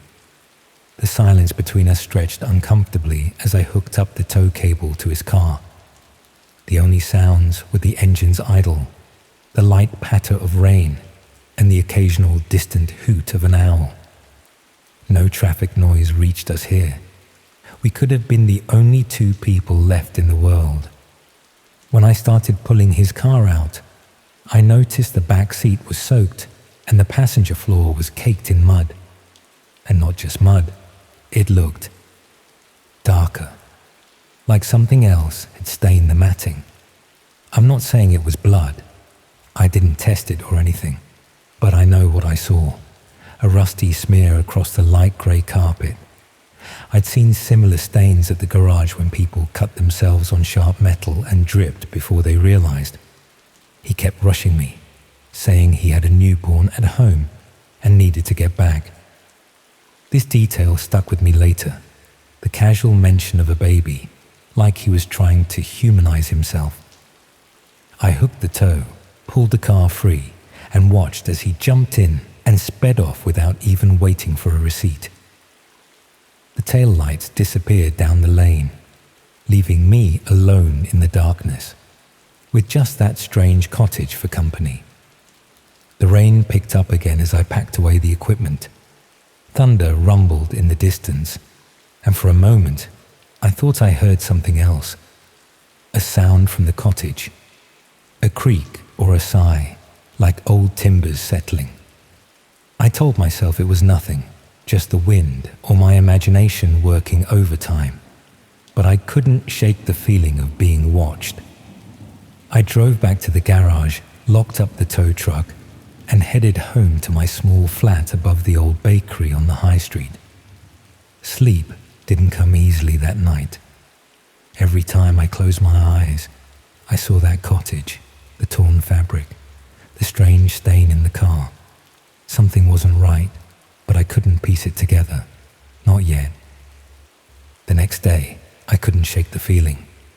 The garage was busy with the Wednesday morning rush, commuters with flat tires and overheating engines, but my mind kept drifting back to Wincombe Lane. During my lunch break, I opened my laptop and searched for information about the cottage. There wasn't much, just a brief mention in a local history forum describing it as the old groundskeeper's residence for the Wincombe estate, abandoned since the 1980s when the main house was converted into luxury flats. I drove back to the cottage during daylight. The place looked even worse in the sun. Roof collapsing, fence falling in on itself. Wild roses and blackberry brambles had reclaimed the garden, creating an almost impenetrable barrier around parts of the building. An ancient oak tree loomed over the western wall, its branches scraping against the remaining roof tiles whenever the wind blew. The surrounding countryside rolled away in gentle hills, patchworked with fields and copses. In another context, it might have been picturesque, but something about the cottage jarred with the pastoral beauty. Like a rotten tooth in an otherwise perfect smile. I parked up and walked round the back, half expecting to see nothing, but the back door was slightly ajar. The wood had warped with age and damp, preventing it from closing properly. It creaked as I pushed it open, the sound unnaturally loud in the quiet afternoon. Inside, the air was stale and cold, like it hadn't been breathed in years. But there were fresh boot prints on the dusty floor, and in the fireplace, burned clothing. Charred scraps of what looked like tights, a bra strap, and the edge of a denim skirt. Whoever had done this hadn't managed to destroy everything completely. Perhaps they'd been interrupted, or simply careless. The cottage interior was a single downstairs room, with a narrow staircase leading to what I assumed was a bedroom above. The ceiling had partially collapsed, allowing daylight to stream through in dusty columns. An old wooden table stood in one corner, its surface covered in debris, fallen plaster, dead leaves, empty beer cans that looked several years old, not from last night. But someone had been here recently. Apart from the boot prints and the burned clothing, there were cigarette butts near the fireplace that hadn't had time to gather dust, and something else, a small silver hoop earring lying near the door, glinting in the daylight, the kind a teenage girl might wear. I left, fast. That night, I reported what I saw to the police, told them everything, the bloke's description, the location, even the weird stains in the car. The officer at the desk, a middle-aged woman with tired eyes, took notes with what seemed like practiced indifference. She asked if I could identify the man in the lineup, and I said I probably could. His face had been burned into my memory. They took a statement and said they'd look into it. I didn't hear anything for days. I kept checking the local news sites and papers, but there was nothing. Life at the garage continued as normal. Oil changes, tire rotations, MOT inspections. I didn't tell Jeff about what happened. Somehow, putting it into words would have made it more real. Then it hit the news. A 17-year-old girl named Lucy Palmer had gone missing on her walk home from evening college classes. Last seen on the same night, not far from the area. The article included a photo. A pretty girl with long brown hair and a bright smile, wearing a navy blouse that looked like it might match the scrap of fabric I'd seen. The report said she'd been studying for her A-levels, hoping to read psychology at university next year. She'd texted her mother to say she was on her way home, then vanished. I recognized her immediately. not because I'd met her before, but because she had the same silver hoop earrings as the one I'd found in the cottage. The report listed what she'd been wearing when she disappeared: navy blouse, denim skirt, black tights. I called the police again, more urgently this time, mentioned the news article, the matching description. The officer who took my call sounded more interested now. He asked me to come in again to go over my statement. When they found her, it was because of the cottage.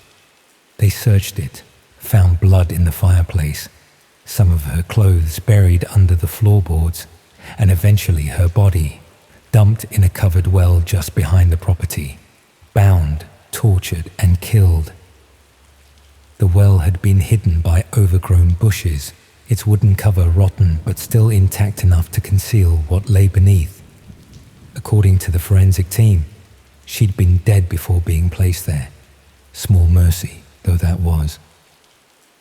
The investigation moved quickly after that. Police cordoned off the area. Forensic teams in white suits combed the cottage and surrounding grounds. News vans parked along Wincolm Lane. Reporters doing somber pieces to camera with the cottage visible in the background. Lucy's parents made a tearful appearance, begging for information. Turns out, the man I'd helped was her killer. They found his car at a car wash 2 days later, trying to get rid of the evidence. An attendant had become suspicious of how obsessively the man was cleaning the back seat and called the police.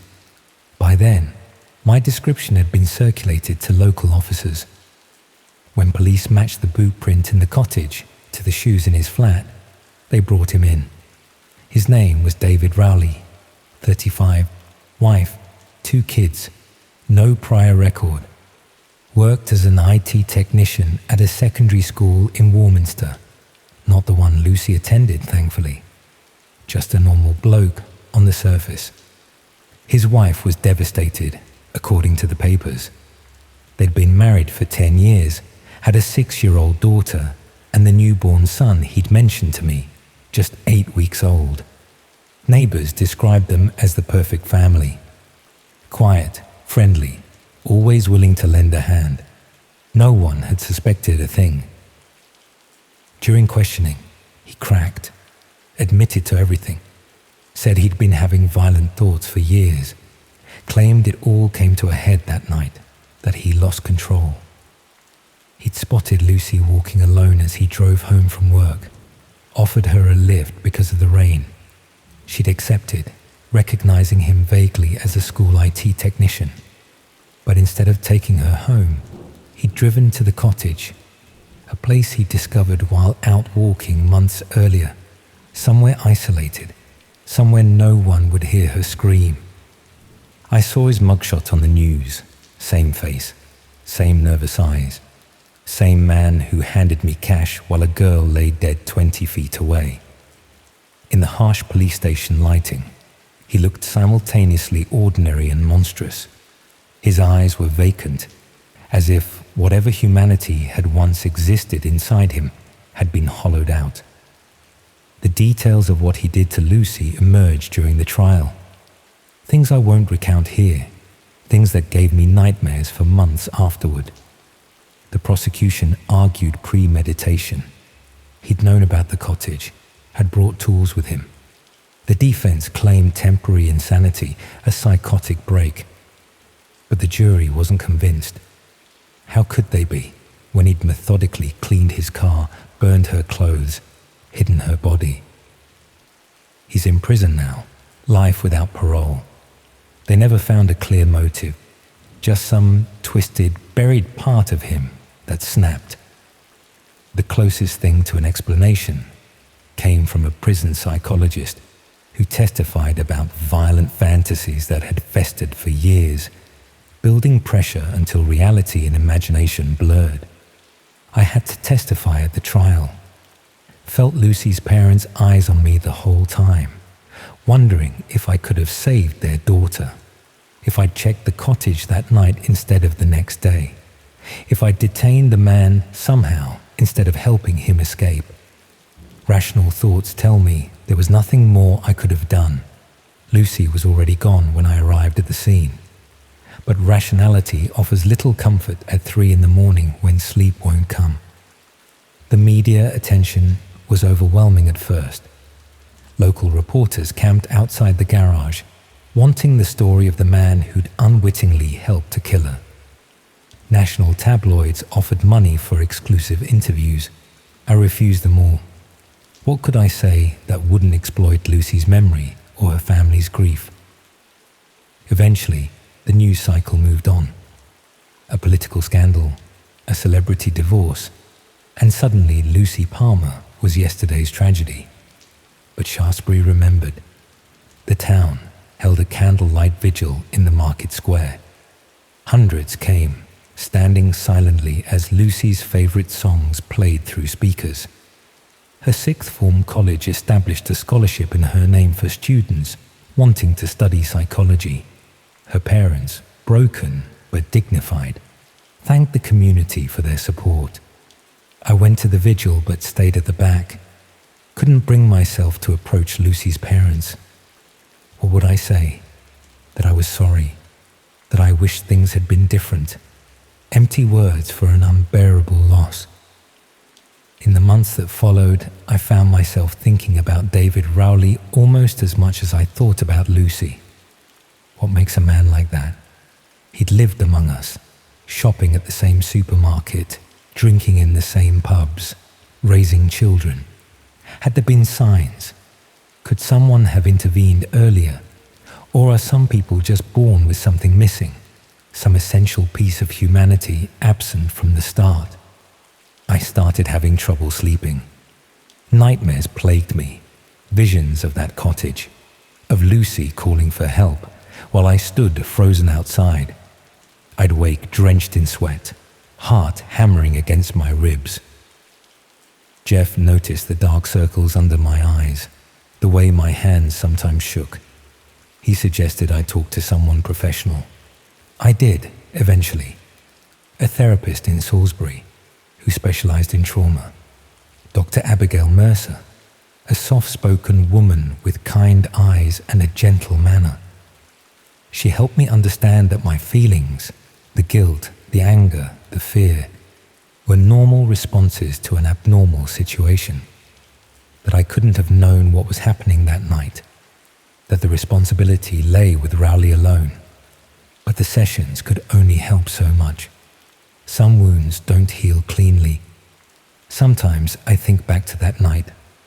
What if I hadn't gone? What if I'd pressed him harder? What if I'd opened the door to that cottage before he left? Questions without answers, playing on repeat in the quiet hours. I still work at the garage. Jeff retired last year and sold the business to me at a price I could almost afford, with a bank loan covering the rest. I've hired a young apprentice, teaching him the trade like Jeff taught me. Life continues its familiar patterns: oil changes, tire rotations, MOT inspections. The repetitive work has become a kind of therapy, focusing my mind on tangible problems with clear solutions. I still drive past Wincombe Lane sometimes, though I take the longer route when I can avoid it. The cottage is gone now, burned down by someone last year. Maybe angry locals. Maybe someone who just didn't want the place standing anymore. All that's left is a blackened shell and a few sections of stone wall, slowly being reclaimed by nature. The police investigation has long since concluded. The trial is over. Justice, such as it is, has been served. I get it. Some places should never hold memories like that. Some people, even less. And me, I just wish I hadn't been part of it at all. But I was. I am. My statement helped convict Rowley. My testimony ensured he'll never walk free again. Small consolation for what Lucy endured, for what her family continues to endure. But it's something. Lucy would have been 20 by now. Maybe in her second year at university, studying psychology like she'd planned. Perhaps making new friends, falling in love. discovering who she was meant to become. All those possibilities extinguished in a single night of inexplicable violence. I keep her photo, the one from the news article, pinned to my office wall at the garage. Not as a morbid reminder, but as a promise. To be more observant, to trust my instincts, to speak up when something feels wrong. I couldn't save Lucy Palmer, but maybe, just maybe, the lessons from that night might help someone else. Shaftesbury has moved on in its way. New people have moved to town. New stories occupy local gossip. But underneath the surface, things have changed. Parents are more cautious about letting their teenagers walk alone. People are more suspicious of strangers. The easy trust of small-town life has been fractured. As for me, I'm learning to live with what happened. Some days are easier than others. I've started dating again. A primary school teacher named Claire, who moved to town last year. She knows my story. Everyone in Shaftesbury does. But she doesn't treat me like a curiosity or a victim. With her, I can sometimes go hours without thinking about the cottage or David Rowley or Lucy Palmer. But I never forget completely. I don't think I'm meant to. In my darker moments, I wonder if Rowley was truly unique, or if there are others like him walking among us. Ordinary people harboring extraordinary capacity for evil. Fathers, neighbors, colleagues, with secret thoughts no one suspects. It's a terrifying possibility that keeps me awake some nights. More often, though, I choose to focus on the aftermath. Not just the horror, but the moments of humanity that followed. The police officers who worked tirelessly to build the case. The forensic team who ensured no evidence was overlooked. Lucy's friends who established an annual fun run in her memory. The community that rallied around her family in their darkest hour. Evil exists. I've seen it firsthand, but so does goodness. So does resilience. I didn't know her name that night. I didn't know someone had gone missing. All I knew was that something felt wrong in that place, and I couldn't explain why. Now I know, and I can never unknow it. The cottage on Winkham Lane changed me forever.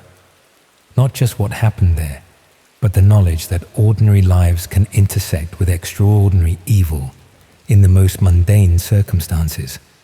A broken down car, a rainy night, a simple tow job that connected me to a tragedy I never could have imagined. The cottage is gone. Lucy is gone. But the ripples from that night continue to spread, touching lives in ways both seen and unseen, including mine, especially mine.